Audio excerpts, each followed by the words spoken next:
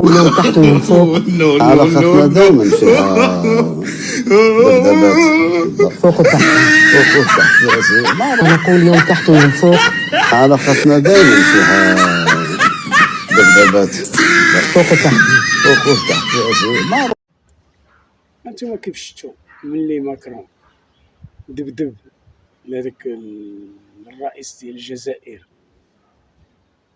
عبد المجيد تبون، دبدب ليه من الفوق ودبدب ليه من التحت، ما ناضش هاد القيامة هادي، ما ناضش القيامة بصفة نهائية. ما هدر لا إعلام لا دبي لا بوصبع الزرق لا حتى شي واحد. علاش؟ لأن هاديك ماما من فرنسا هادوك خلاو الأبناء ديالهم في الجزائر. داكشي علاش الأبناء ما يقولوش لا، أو لا ما تجيهمش مثلا فضيحة، وهي أكبر فضيحة. رئيس كيستهزأ برئيس دولة اللي كيظن عند بالهم هما عندهم رئيس.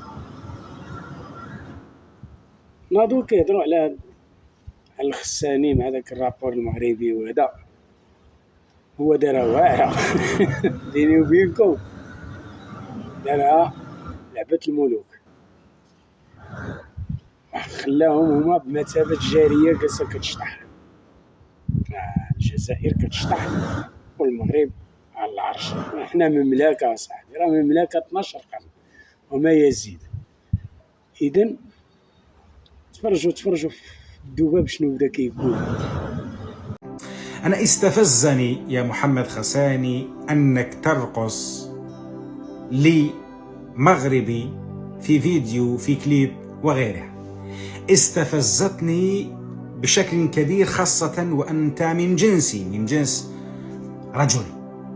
أنك ترقص، لو كنت ربما أديت مهمة أخرى قد يكون مقبولا. ترقص في حضرة مغربي يقف فوق 10 كراسي أو غير ذلك، يقف في العرش في المملكة. يا محمد خساني، أوصل بك رسالة أنه في العرش في المملكة، هم المملكة، هم الإمبراطورية، هم السلطنة. وأنت يا محمد خساني الذي تمثل الجزائر، أنت مجرد راقص، مجرد كذا. ولا شوف، مهما فاصل وسنواصل، خليكم معنا. والراية الراي زدت الراية البيضا صاي، ما بقيتش تاب معهم باطاي، قديش وين راكاي ياما ماما يا ماما. زدت الراية البيضا صايرة ماما سكوت ماما، وانا راسم في وجهي ابتسامة كالقمر وباقي خاص البار.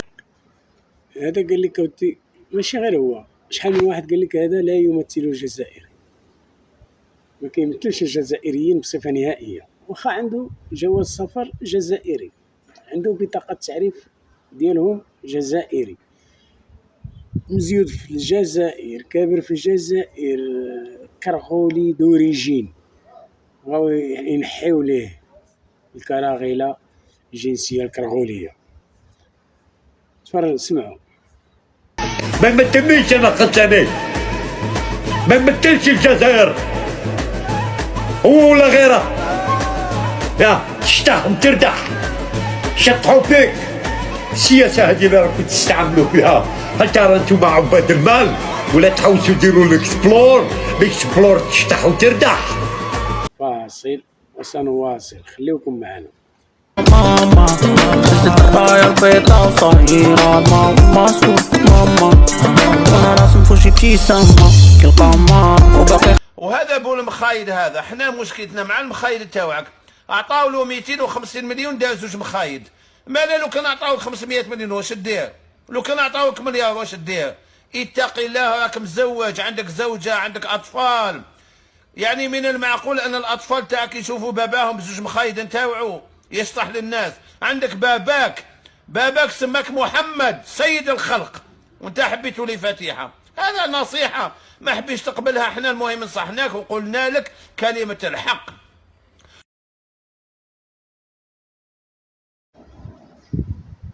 أعانكم الله، إن شاء الله فيديو الجاي إن شاء الله.